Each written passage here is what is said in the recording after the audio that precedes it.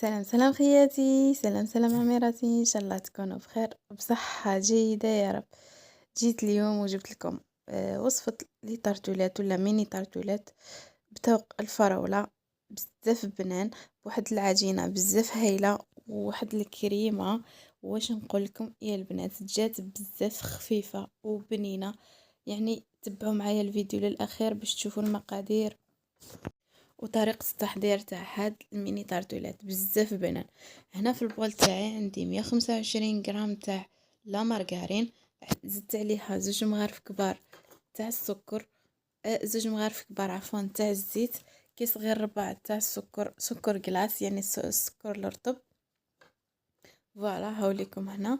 ضفت عليها حبة تاع البيض كاملة، تكون صغيرة ما تكونش كبيرة. فوالا، وضفت عليها هنا كيس تاع لافاني.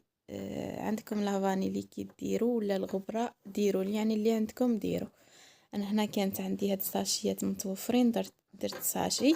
درت هنا حوالي نص مغرفة صغيرة تاع الخميرة الحلويات، هنا باش ما نحوسوش على يعني على الفوليم، ما نحوسوش عليهم يطلعوا، نحوسو عليهم برك باش يجيو خفاف. خلطت كل شي بالباتور بهذا الشكل حتى نتحصلوا على انك خام، راكم تشوفوا بالباتور. يعني خلطت بالباتور، اللي ما عندهاش الباتور تحط يعني دير يدها ولا الفوي حتى نتحصلوا على انك خام. نجيبوا لافارين تاعنا ونبداو نلمو في العجينه تاعنا بهذا الشكل. نحاولوا نلموها بيدينا، نضيفوا الفارينه بشويه ونضموا العجينه.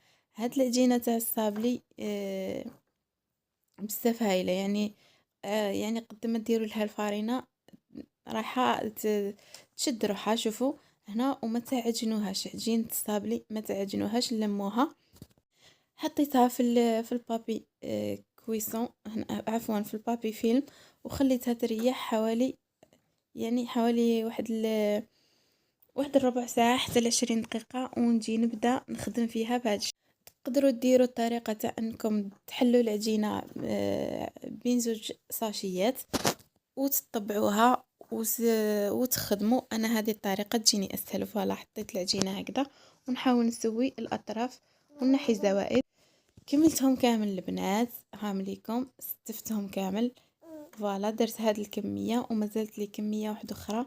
فوالا هنا جيت نثقبهم قبل ما نطيبهم البنات، راح ندخلهم للكونجيلاتور يحك مروحهم يتجمدوا، يعني يتجمدوا شويه واحد 10 دقائق، ونخرجهم وندخلهم ديريكتوم يطيبوا على درجه 180 درجه. نطيبهم من تحت، كي نشوف الاطراف احمر نزيد نطيبهم، نشعلهم شويه من الفوق واحد 2 دقائق 3 يحمروا من الفوق، ونحيهم وراهم واجدين. فوالا هنا البنات، بعد ما طيبت لي طارطولات تاعي ولا لي ميني طارطولات تاعي، جيت هنا الكريمه هنا واش راح ندير فيها. درت نص لتر تاع الحليب مع 3 مغارف كبار تاع السكر، اللي يحبوا الحلاوه يزيدوا، اللي يحبوا واللي ما يحبوش ينقصوا، مع 2 مغارف كبار تاع لا مايزينا اللي هو نشا الذره. جبت كيس تاع لافاني حطيته تانك هنا، وانتوما حطوا واش عندكم. حبيتوا الكريمه تاعكم بذوق الفراوله، ديروا كيس تاع فلون فراز. فوالا نخلط كلش بارد في بارد، وندي الكريمه هذه تاعي للنار حتى نتعقد لي. فوالا بهذه الطريقه شوفوا تبدا تعقد. هنا واش راح نضيف عليها البنات، راح نجيب نص ماشي مغرفة معمرة يعني بزاف، نص مغرفة كبيرة تاع مارغرين. حطيتها هنايا نخليها تذوب، زيد نرجعها برك للنار حتى تعقد لي هذيك الكريمة مليح، ونحيها من النار. فوالا بهذا الشكل. دوك تشوفوا هاي لكم هنا. جبت هاد البلا اللي جاي، يعني جاي شويه كبير باش نفرغ فيه هاد الكريمه. شوفوا هاي لكم الكريمه تاعي بعد ما طابت، نحطها هنايا باش تبرد لي مليح، يعني وما تجيش متكتله على بعضها وتقعد هكاك سايحه. فوالا هنا جبت البابي فيلم ونحطو هكذا اون كونتاكت بينو وبين الكريمه تاعي باش ما ديرليش هذيك القشره من فوق. فوالا بهذا الشكل.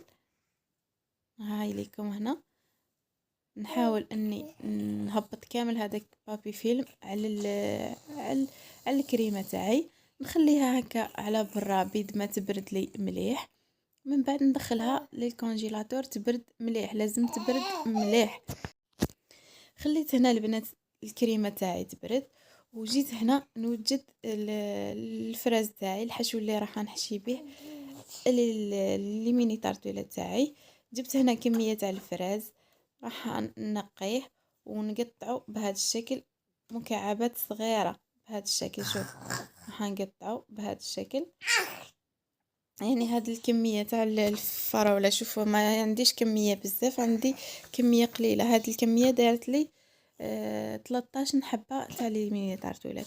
فوالا حطيت هنا الفراز تاعي ولا الفراوله تاعي في كاسرونه، جيت حطيت عليها 3 مغارف كبار تاع السكر، وراح نخلطهم مليح وندي هاد الفراوله تاعي للنار حتى نطيب لي وتطلق لي هذاك الماء تاعها والسكر يذوب، ونخليها بتجي نحتاجها للحشو من بعد.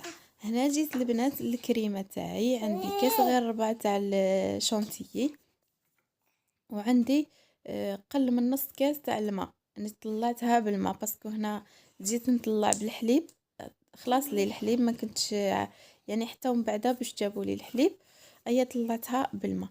مامتو كي طلعوا بالماء البنات، ماما خلاص، باش كي طلعوا ومن بعد يعني كي طلعوا بالماء حتى تخليهم الغدوه ما يفسدوش بالحليب ليه يعني تفسد هذيك الكريمه.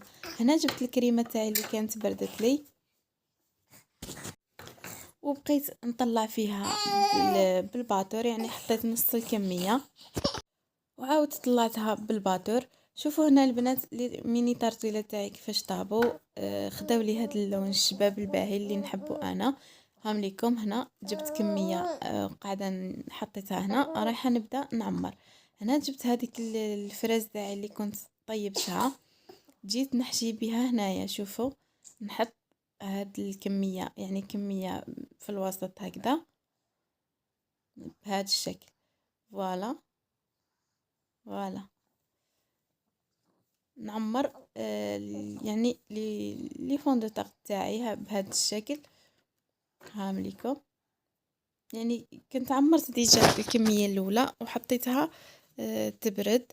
هنا جيت الكميه الاخرى اللي كنت فيها اليز وصورت معكم. جبت الكريمه تاعي حطيتها في ان بوش، في لابوش هذه، وجيت نعمر فيها بهذا الشكل. فوالا هنا برك قلت لكم الكريمه شويه جاتني يعني سايحه، ما جاتنيش شويه يعني حك مرحه، مي صدقوني جات بنينه بزاف. فوالا هاوليكم جيت نعمر في لي فون دو طاق تاعي بهذا الشكل. والتزيين البنات اختياري، زينوا بواش حبيتو. انا بيان سور الفريزه كملوا بالفريزه. انا هنا زينت نص حبه تاع الفراز بهذا الشكل. شوفوا يعني قسمت الحبة تاع الفراز على زوج وزينت هكا، يعني وانتم زينوا بواش حبيتو. هام ليكم الشكل النهائي تاعهم كيفاش. نديهم يبردوا، نخليهم حتى يبردوا مليح، ونقدمهم معاكم واجدين البنات. اي فوالا البنات، هذا هو الشكل النهائي تاع لي ميني طارتولات تاعنا. شوفوا كيفاش جاو بزاف هايلين، جاو خفاف. العجينه هذيك خفيفه، هذيك الكريمه تنك ما تجيش تقهم، تجي بنينه صدقوني ولا اروع. نتمنى تجربوهم وتخليوا لي رايكم في لي كومونتير. بما انه رانا في فصل يعني في الموسم تاع الفراوله، اغتنموا الفرصه وديروا هاد لي ميني طارتولات ولا لي طارت كبار وهما هكا يجيو بزاف بنان بهاد العجينه وهاد الكريمه صدقوني ولا اروع. شوفوا هنا كي قسمت معكم الحبه كيفاش تجي من الداخل، صدقوني بنه عظيمه. نتمنى انكم تجربوهم البنات وتخليوا لي رايكم في لي كومونتير، رايكم بزاف يهمني. يعني ما تنسونيش برك بالجيم للفيديو. كي تشوفوا الفيديو ديروا هذاك الجيم، ما تبخلونيش البنات فضلا وليس امرا، باش يطلع الفيديو يوصل اعلى نسبة مشاهدة وتعم الفائدة بيناتنا. فوالا البنات، نقول لكم ان شاء الله تعجبكم الوصفة، ونقول لكم صحة فطوركم وصحة سحوركم. الى الملتقى ان شاء الله. مع السلامة حبوباتي.